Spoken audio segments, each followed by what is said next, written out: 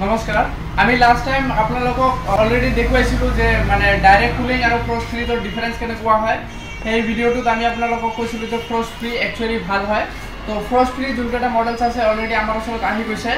এইবোৰ সব পেনাছনিক কোম্পানীৰ হয় আপুনি চাব পাৰে পেনাছনিক কোম্পানীৰ মানে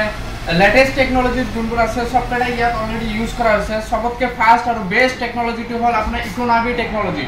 মানে ইয়াত আপুনি ফ্ৰিজত এটা সাপোজ ইয়াত আপুনি এটা সেন্সৰ পাব চাওক এটো ইকোনমি টেকন'লজি বুলি কয় এটো এআই হয় মানে যেতিয়া আপুনি ফ্ৰিজটো ল'ব ঘৰত লৈ যাব তেতিয়াৰ পৰা ষ্টাৰ্ট কৰি 21 ডেজ লৈকে ই জাস্ট আপোনাৰ বিহেভিয়াৰটো চাব আপুনি কেনেকৈ ফ্ৰিজ ইউজ কৰে কেতিয়া খুলে কেতিয়া বন্ধ কৰে আপোনাৰ ঘৰত চাইল্ড আছে নেকি কেনেকৈ ইউজ কৰে এইবোৰ টোটালবোৰ চাব ই নিজে ডিটেক্ট কৰিব এই সেন্সৰৰ থ্ৰুদি আৰু এই ডাটাখিনি পঠাই দিব আপোনাৰ কম্প্ৰেছৰে সেই হিচাপত আপোনাৰ ফ্ৰিজটোক মেইনটেইন কৰিব যাৰ ফলত আপোনাৰ 10% ইলেক্ট্ৰিচিটি সেভিংস হ'ব সবতকৈ মানে ট্ৰেন্ডিং যোনটো টেকন'লজি লৈ আহিছে পেনাছনিকে এইটো হ'ল আপোনাৰ এজি টেকন'লজি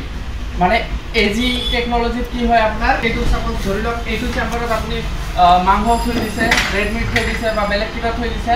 আৰু এইটো থৈ দিছে আপুনি চব্জি তো তেতিয়া কি হ'ব ভেজিটেবল আৰু চব্জিৰ সেন্টটো যোনটো আছে গোন্ধটো সব মিক্স হৈ যায় কিন্তু এজি ক্লিন টেকন'লজিতে এইটো নহয় আপুনি যোনটো সাপোজ এটা চেম্বাৰত মাংস থৈছে মাংসটো সেন্ট মাংসতে থাকিব আৰু যোনটো আপোনাৰ ভেজিটেবলছ থৈছে ভেজিটেবলছৰ সেন্টটো ভেজিটেবলছত থাকিব এটা মানে যোনটো আপোনাৰ স্মেল আছে আৰু এটা মানে প্ৰডাক্টক টাচ নকৰে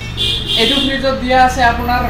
ইনভাৰ্টাৰ কম্প্ৰেছৰ মানে আপোনাৰ ফ্ৰিজত কেতিয়াও মানে বৰফ চৰফ নজমে আৰু যি অনুপাতত আপোনাৰ ফ্ৰিজটো ইউজ হ'ব সেই হিচাপে আপোনাৰ কুলিংটো ই প্ৰভাইড কৰি থাকিব মানে আপোনাৰ দৰকাৰ নাই তথাপিও আপোনাৰ হাই টেম্পাৰেচাৰ দিব বা দৰকাৰ নাই তথাপিও লো টেম্পাৰেচাৰ দিব এনেকুৱা নহয় মানে যোনখিনি টেম্পাৰেচাৰৰ ৰিকুৱাৰমেণ্ট থাকিব ফ্ৰিজটোৰ ভিতৰত সেইখিনিহে এই ফ্ৰিজটোৱে প্ৰভাইড কৰিব এনেকুৱা মানে ধৰি লওক আৰু 5-6টা মডেল অলৰেডি আহি গৈছে আমাৰ ইয়াত আৰু হ'ল আপোনাৰ ইয়াত ইউজ কৰা হৈছে আপোনাৰ ফ্লাইং ফ্ৰেছ টেকন'লজি মানে যেতিয়া আপুনি সাপোজ ভেজিটেবলছ থৈ দিব চব্জি ইয়াৰ ভিতৰত থৈ দিব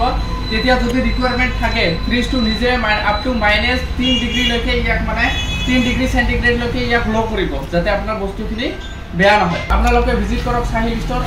আমাৰ ওচৰত সবকেইটা মডেল অলমষ্ট সব মডেলে এভেইলেবল আছে আপোনাৰ লোৱাৰ মডেলে হওক আপোনাৰ ষ্ট'ৰেজ কম থকা হওক ষ্ট'ৰেজ বেছি থকা হওক সব মডেল অলৰেডি এভেইলেবল আছে আপোনালোকৰ যদি ৰিকুৱাৰমেণ্ট থাকে আপোনালোকৰ তেনেহ'লে আহিব পাৰে আমাক ভিজিট কৰক আমি আপোনাক বেষ্ট ৰেকমেণ্ডেশ্যন দিম